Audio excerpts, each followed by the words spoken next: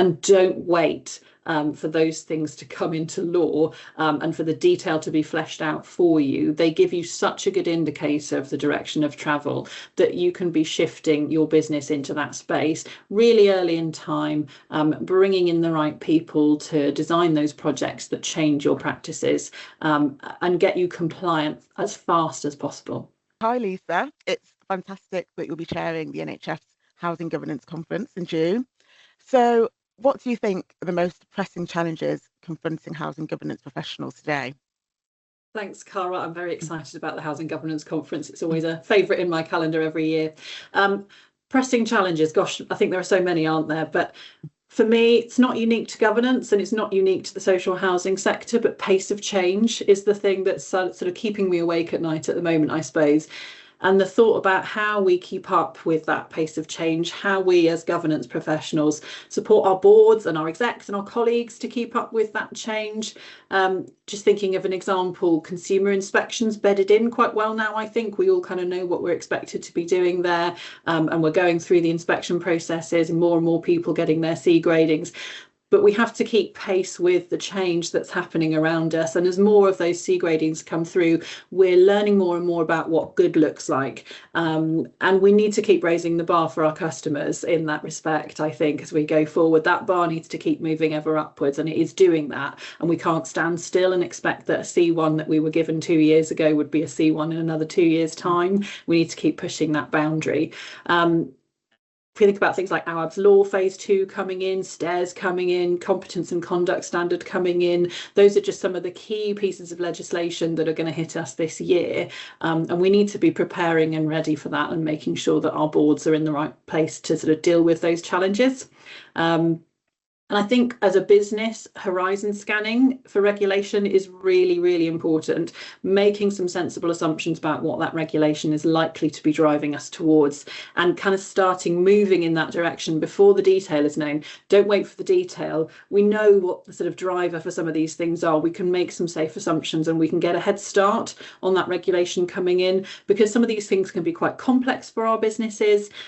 Sometimes there's a lot of technology change that's built into making these things possible for us, and the longer lead time we have on those things, the better we're going to be enabled to do that. Thinking about governance and challenges there, always for me, filtering the right information to the right levels is our focus.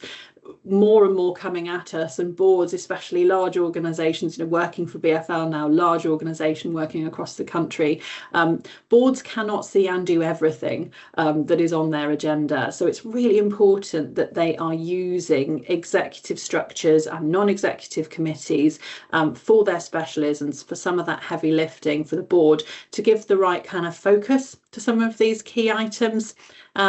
And for governance teams, constantly reviewing and refocusing those agendas of those meetings to ensure they stay relevant. What are you adding? Because it's going up the kind of agenda and up the risk scale. But also, what are you removing? Because we can't just keep adding all the time. So what are the things that are feeling safe now and feeling sensible that you can delegate away in some direction from the board down into those committees and down into that executive structure? And getting those structures right so that you're using everyone's ability as best you can, so everyone's able to add value. And I think that's where committees come in really well as well, because you can have focused committees, people with real expertise around customer service delivery, creating customer committees, bringing customers onto those committees, having treasury committees that focus on the numbers and the value that they're bringing into the business, so that you're making best use of everyone's time and giving the right kind of space and focus to those different areas of the business. Absolutely. That's great. And it goes without saying that governance teams within housing associations have really had to adapt to regulatory changes that have come to define their roles completely. Thinking specifically about the new consumer standards and regulation framework and looking ahead, how do you think housing governance might look different in 4 or 5 years' time? Yeah, that's a great question, Cara. Crystal ball time for us, and the better we can get at that, the better we can support our businesses. I think pace of regulatory change will continue. I think that's normal for us now. We need to be ready for that. I think importance of the customer will continue and must and should continue. So I'm expecting to see growing customer involvement throughout that time, growing customer board membership, growing customer committee membership, as well as different organisations think about how best to engage their customers in governance networks. And I think governance teams are really well placed to do that connection, actually. So we have traditional customer engagement frameworks. Those are expanding and growing and changing and bringing some fantastic opportunities forward for our customers to get engaged with us in all sorts of different ways on all sorts of different topics, and that's wonderful. And then we need to think about how governance structures help to do that in meaningful and valuable ways as well. So balancing non-executive responsibilities in those governance forums. What are our board members responsible for? But bringing in that customer engagement in an appropriate way, whether that's a separate forum for customer engagement that has connections into that customer committee, or whether it's members on that customer committee, members on the board. That'll be different for every organisation, I think, and that's something that there isn't an obvious answer to, but needs some thought and consideration about what works for each individual business. But governance teams absolutely in the right place to support businesses to do that. And I think technology is something else that's very much on my mind at the moment, and how that can help us to shape governance. AI is an increasingly useful tool in our kit, and it's not necessarily the big changes in AI that I'm thinking about, but some of the smaller practical considerations that we can be using, things that are really available to people now within the business. So AI tools to filter and condense information, thinking about the amount of information that's out there and the amount of change, and how we bring that succinctly and appropriately in front of the right people. And AI is such a fantastic tool for supporting us to do that in terms of things like report writing and visualizing information. And very specifically for governance teams, the core of what we do, recording a meeting and providing that as a record of what's happened in that meeting, not using AI to sort of replace governance professionals, because I absolutely don't think you can do that. But AI is a tool to transcribe what's going on in a meeting, perhaps so that your governance professional sat in that room can take that transcription away, turn it into that really important drawing out of what's vital in that meeting. But freeing people up to really engage in that meeting, really listen, really pick up the nuances of the conversations that are going on there, and also being freer to think about the governance advice that's needed in that meeting. Are we making the right decisions? Are we doing it in line with our delegations? Are we providing the right advice in that meeting? So I'd really encourage people to start experimenting with that in a safe way, using the technologies that are approved within your business, but see what those tools can do for you as a team and how they can help you elevate your governance practice and what you're doing. So many interesting points there. And added to that, I suppose, what would you say should be the number one strategy for housing associations in preparing for these changes, of which there are so many? Absolutely. Yeah, I think it's that horizon scanning piece for preparing for those changes. The sooner we know what's coming, you get a sense of where the government is shifting with things, the support and challenge that they're giving to the sector, the regulation that is likely to come in and support that. So keeping a watch on bills that are going through Parliament as they become acts, the consultations that are happening, see those, engage with those, read between the lines of those to try and understand the direction of travel, and don't wait for those things to come into law and for the detail to be fleshed out for you. They give you such a good indicator of the direction of travel that you can be shifting your business into that space really early in time, bringing in the right people to design those projects that change your practices and get you compliant as fast as possible.